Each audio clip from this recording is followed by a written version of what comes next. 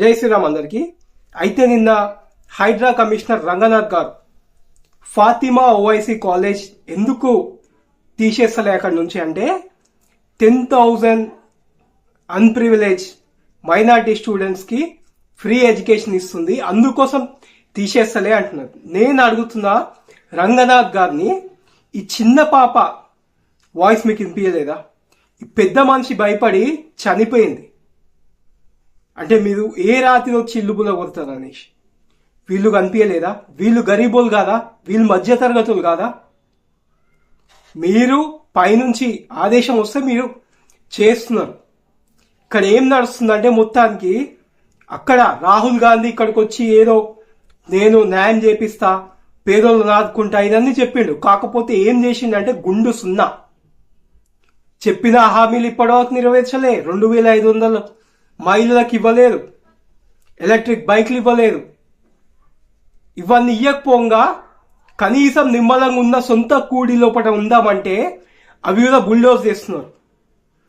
శనివారం రోజు కోర్టు బంద్ ఉన్న రోజే బుల్డోజర్లు దిగుతాయి. మన పిల్లలు చదువుకుంటున్నారా లేదా ఇవన్నీ వీళ్ళకి అనవసరం. అక్కడ ఉన్న వాళ్ళు గరీబోల్లా ఇవన్నీ అనవసరం. ఏంటంటే కాంగ్రెస్ ఎంఐఎం దోస్తి ఇది నిబాంచనీకి ఇక్కడ తెలంగాణ లోపల హిందువుల ఇండ్ల పట్ల ఇంత నిర్లక్ష్యంగా అంటే ఎప్పుడు అంతా అప్పుడు వచ్చి బుల్డోజర్తో బుల్చేస్తుడు ఇట్లాంటివి చేస్తున్నారు. దీనికి కారణం ఏంటంటే ఇంకోటి, హిందూ పార్టీ అనేసి చెప్పుకున్నా కానీ వాళ్ళు కూడా ఎంత స్లోగా రియాక్ట్ అవుతారంటే దొంగలు పడ్డ తర్వాత 6 నెలల కుక్కలు మురిగినాయి అంటారు చూడు సామెత. సేమ్ అట్లనే ఎక్కడక్కడ బుల్డోజర్ తోని బూల్ చేసిన తర్వాత ఎక్కడెక్కడ అయిపోయిన తర్వాత పరామర్శించని పోతారు. ఇట్లనే చేస్తే ఒక ఎంపీని ఆల్రెడీ తరిమేసినారు అక్కడ నుంచి.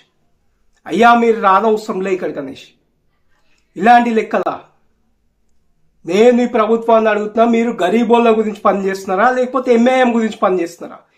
మీకు అంతగనం వాళ్ళ మీద ప్రేమ ఉంటే మధ్యలో సమ్మర్ హాలిడేస్ వచ్చినాయి, అప్పుడు ఇంకో జాగా కేటాయించి అక్కడ తొందరగా బిల్డింగ్ స్టార్ట్ చేసి మెల్లమెల్లగా అంటే ఒకటేసారి కాకుండా మెల్లమెల్ల మేము బూల్ చేస్తాం అనేసి ఒక మాట లేదు.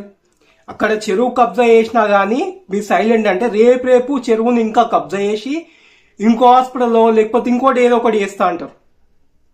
దానికి సైలెంట్ ఉంటారా? ఓహో అక్కడ మైనారిటీస్ కదా, హిందూస్ కాదు కదా, అందుకోసం మీరు సైలెంట్ ఉంటారా? తెలంగాణ ప్రజలారా గమనించండి, దయచేసి వీళ్ళని గమనించండి, వీళ్ళ ఓటు రూపంలో బుద్ధి చెప్పండి. జై శ్రీ